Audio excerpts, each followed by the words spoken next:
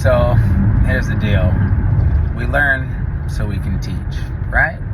Especially as a parent. I mean, on the parenting level, it's huge. And, sometimes you learn stuff that is very sobering. And you're like, gosh, you can't unlearn what you learn. And leadership. You think about our broken system and the way we approach people, especially. And, there's a shared theme amongst the way people mislead, and it's really rampant in our society, and it's destabilizing, to say the least, and definitely counterproductive to growth. But not only do businesses fail because of it, but people are put into boxes they don't belong in, and kind of slid down and then tarnished and by reputation,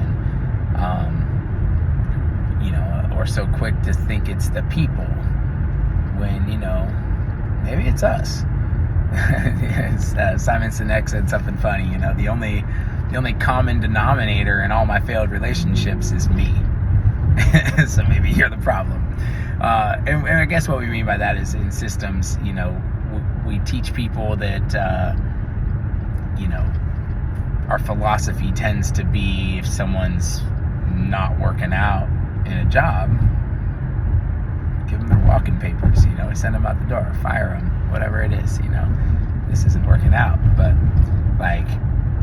there is a thought that there's not really bad people per se, but bad leadership. And this falls in all sorts of areas. I was talking to a friend the other day about one of John Maxwell's points about, he works with a lot of people that deal in the in public speaking, and there'd be the talk, oh man, it was a rough crowd today. It was a rough crowd. These people just didn't get it. And it's like, no. You got to back up. There aren't rough crowds. It can't be a whole rough crowd, a whole rough vibe. Oh, the whole crowd's just rough. No. It's, you had an off day. You misread the crowd. You didn't get their attention. You didn't say the things that got them engaged. They weren't interested in what you had to offer. It wasn't a rough crowd. You didn't offer them what they want. You didn't entice them. It spills over to, like in the restaurant, for example. It's so funny how it seems like there's always the same people that, this group of tourists, or these guys are rough, or they're, I just went up to the table and asked how everyone's doing, and they just didn't even respond. And it's like, well, I'm not going to say that's never happened to me before, but it's very, very rare. You got to get people's attention. And I'm not, you got to jump around and be loud, but you need to know how to engage with somebody in a way that they're going to be responsive, all right? And that spills over in, how leadership equates to that is, you're getting these people in leadership roles that don't know how to connect and don't know how to have empathy for the people they're leading. Leading isn't to be the leader of the things happening. It's to lead the people. It's to be there for the people that you're leading. And it's to let go of the reins of the operations and to pick up the reins of the people. And what happens is you get all these people that get really good at these jobs, and they get promoted to be head of the department. They have no fucking clue how to lead people. They don't know how to relate with people because that wasn't their job before. Their job was doing so said tasks that their job description required. It had nothing to do with leading people or building people up or empathizing with people or knowing how to effectively manage people. It wasn't in their skill set. Their skill set was doing the job. And now they're asked not to do the job and to manage other people doing the job, which can be very frustrating, because if you get somebody not doing the job well, you're going to look at it like it's not that hard. Like, why, and your initial impulse is going to be to just do the damn thing yourself because you're better at the job than they are. And that's why you got promoted? It doesn't make any fucking sense. You're so good at the job you were doing that you got moved out of that job into a different job where you have no skills in that field, so you can watch someone else do that job that doesn't do it as well. The paradigm doesn't make sense. And leadership is a skill that you learn.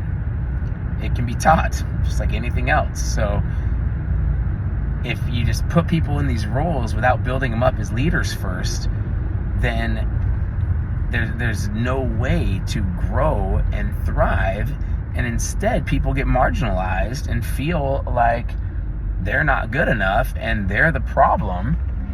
And this happens across the board. So it continues to be a problem because people aren't being led properly.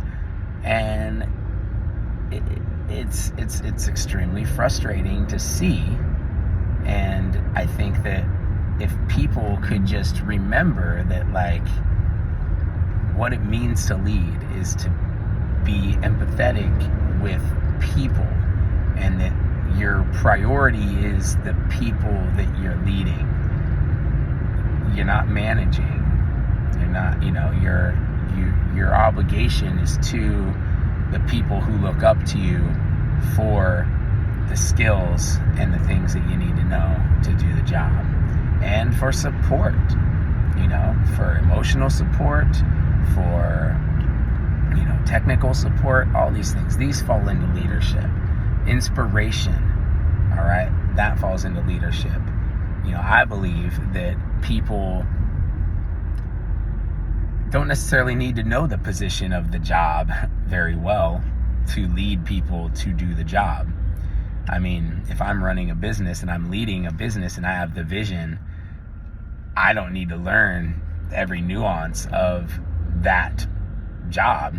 I need to know how each piece works and the importance of why it's there. But I would be wasting my time to go learn how to do that job. That's what I pay other people for. That's leverage. That's leverage at its finest.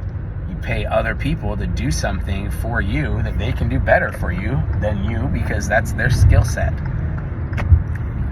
Your skill set as a leader is a different skill set. If you're a powerful leader, someone of whom the people will follow, then your skill set isn't in all the other nuances of the business. You shouldn't be building the website. You shouldn't be, buying the inventory or doing the books. No, there's accountants and GMs and, all the things that handle that kind of stuff, all right? Your job is to lead the people, keep them inspired, keep their eye on the vision, keep their eye on the mission. It's a long rant, but, it just, it's old paradigms that need to be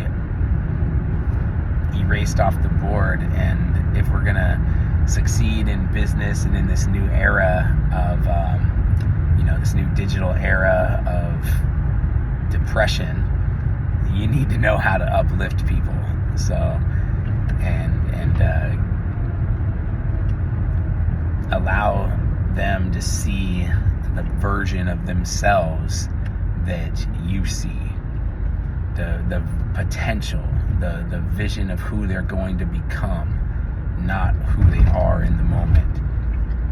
And by painting the picture of who someone's going to become and guiding in a way that they can clearly see where they are expected to go, that is how you can grow a person and empathize with a person.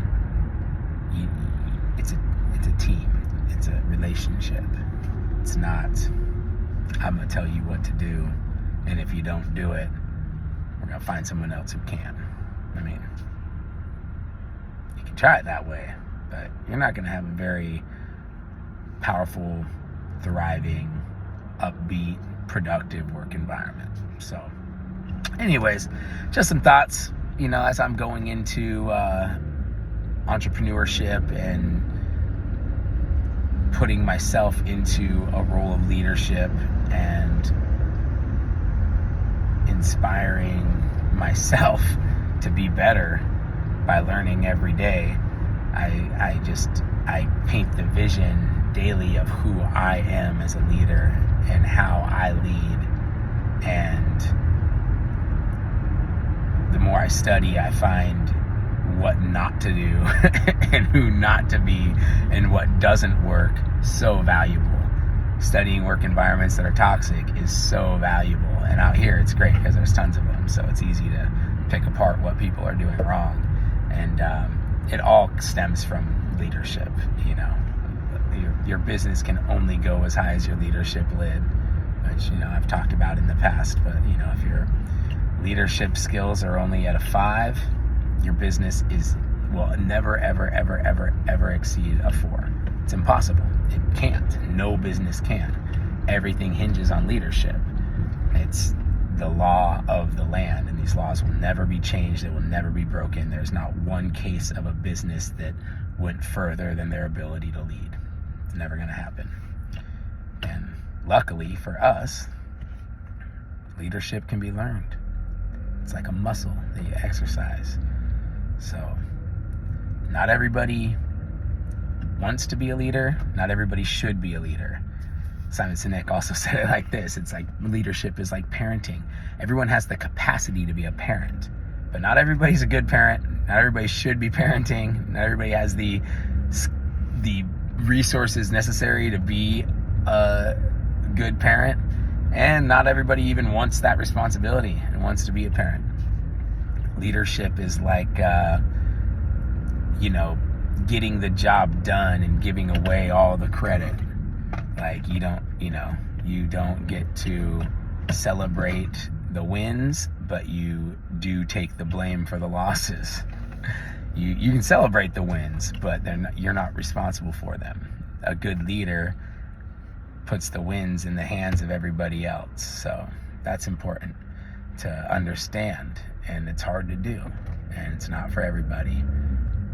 You gotta be selfless. You gotta love. You gotta want to serve.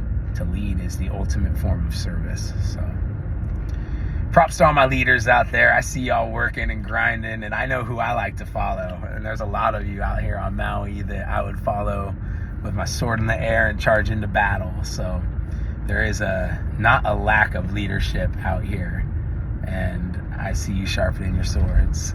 Keep grinding, keep growing. Love you guys. Let's grow.